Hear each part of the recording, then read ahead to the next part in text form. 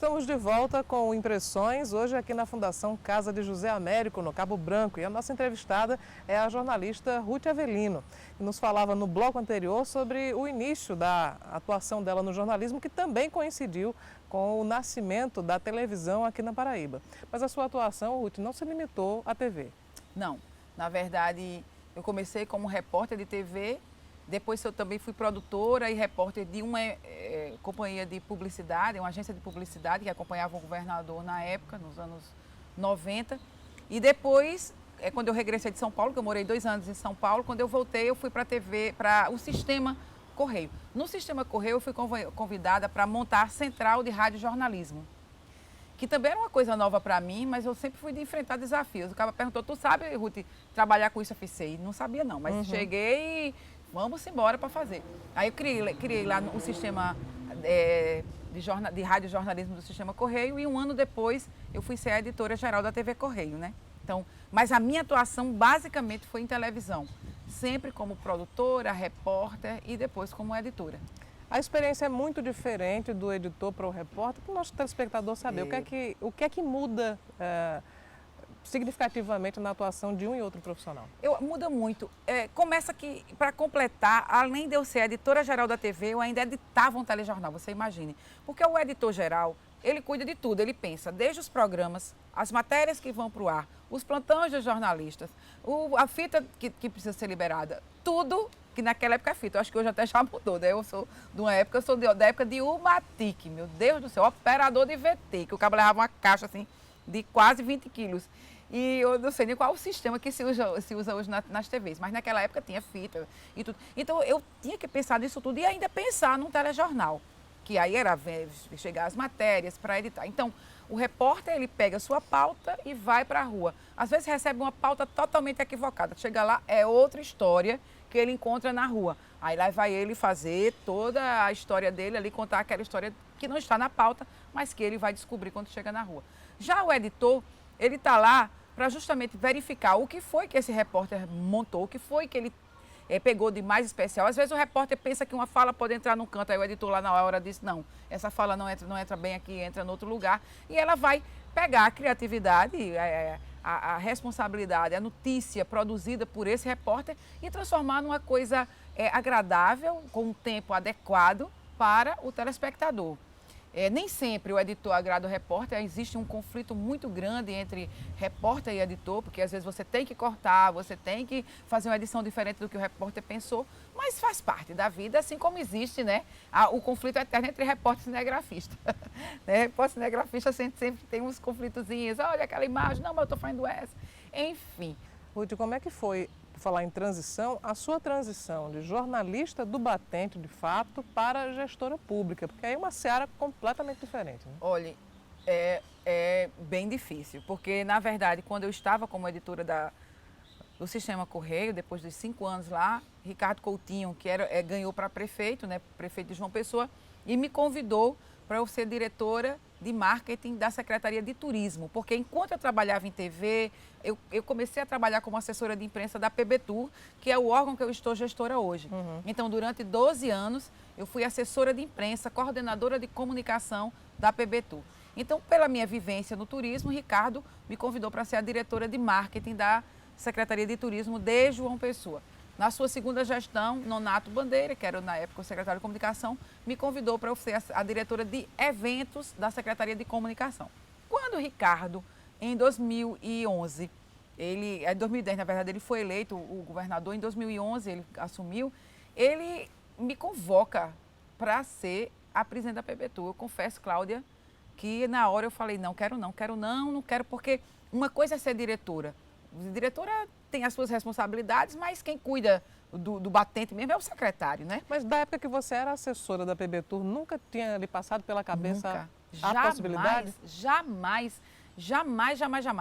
Eu, inclusive, eu até tinha falado quando o Ricardo ganhou, né? Aí alguém perguntou, rapaz, se tu for convidada para o governo, tu queria o quê? Eu queria a diretoria de marketing da PBTUR, que é a minha área, que é a promoção, a divulgação do destino, que é o que eu sempre fiz na vida toda. E eu fazia, diretoria de marketing é tudo que eu quero. Mas, menina, quando ele falou, você vai ser a presidente, eu me tremi todinha. Eu falei, caramba, será que eu vou ter a condição? Porque ser o gestor, realmente o presidente, o secretário, ele vai lidar com muitas coisas, com muitas minúcias que eu não estava acostumada. Exemplo, lidar com servidor público, lidar com pagamentos, com licitações, não é? Com tanta burocracia e com a finalística, que é o que eu mais amo, que é a parte da divulgação. Então, eu confesso que foi um choque para mim. Eu só aceitei, porque o meu marido estava na época, ele disse, você vai aceitar, porque você trabalha feito um bicho e só quem aparece são os secretários. Aí eu falei, rapaz, deixa eu aceitar. Mas confesso, Cláudia, que os 3 primeiros meses eu não dormia. Deixa eu te perguntar uma coisa. Preocupada. Na época da TV, você disse que aprendeu fazendo. Na PBTU foi assim também?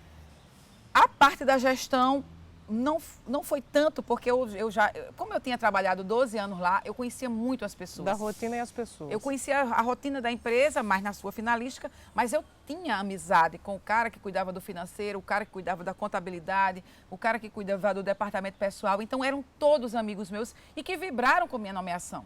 Então, eu não cheguei na PBTU e enfrentei confronto, como alguns amigos meus, colegas, enfrentam quando chegam numa repartição, porque não gosta da pessoa, porque queria tal pessoa, porque é da confusão mesmo.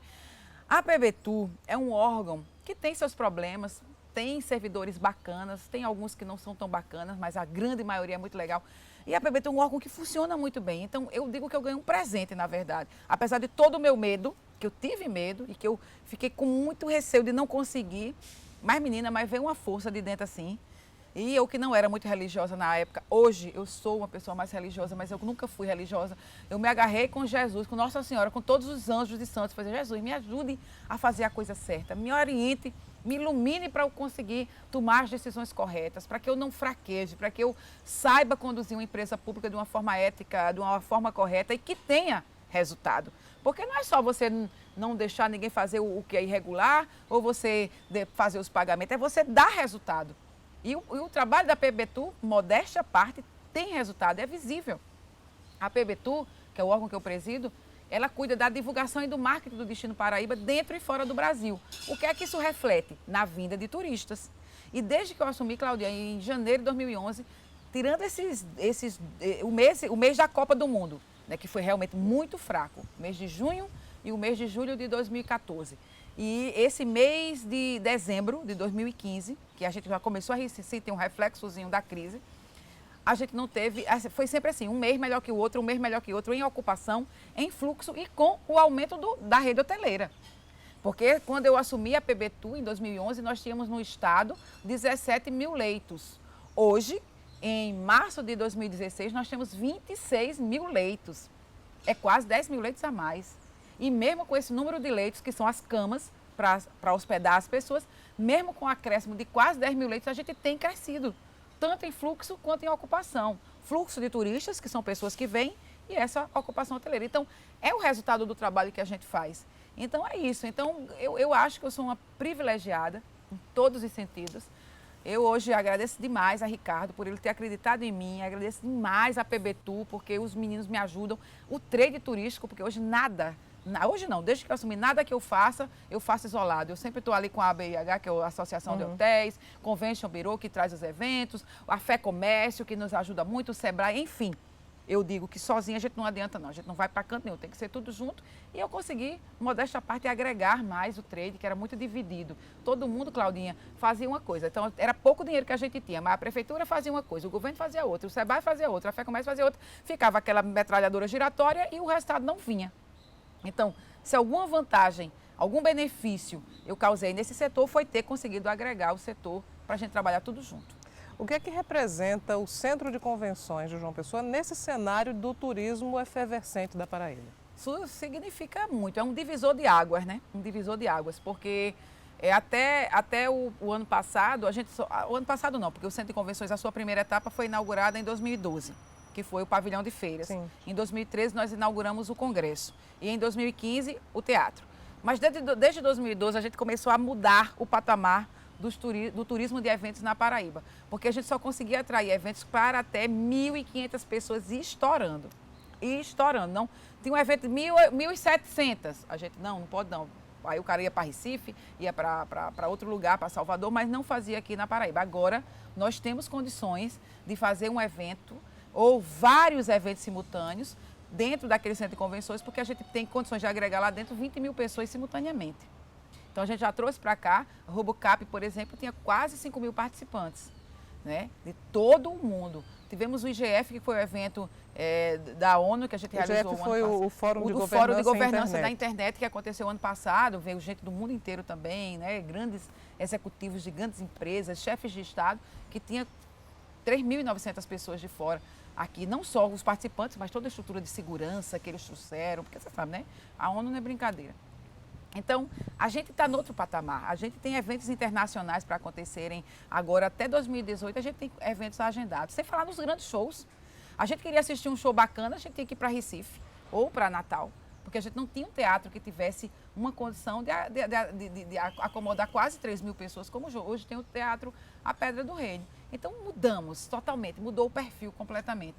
Hoje a gente tem assim, uma história interessante e atraindo olhares do Brasil e do mundo para um centro de convenções belíssimo, porque ele é muito bonito, é funcional, né, num lugar extremamente estratégico e que está aí, chamando a atenção de todos que trabalham com turismo de eventos, o que a gente chama no trade o turismo MICE, né, que é o turismo justamente de eventos corporativo e que gera negócios. Nós vamos a mais um breve intervalo. Voltamos em instantes para concluir a nossa conversa com a jornalista Ruth Avelino, presidente da Empresa Paraibana de Turismo, a PBTUR.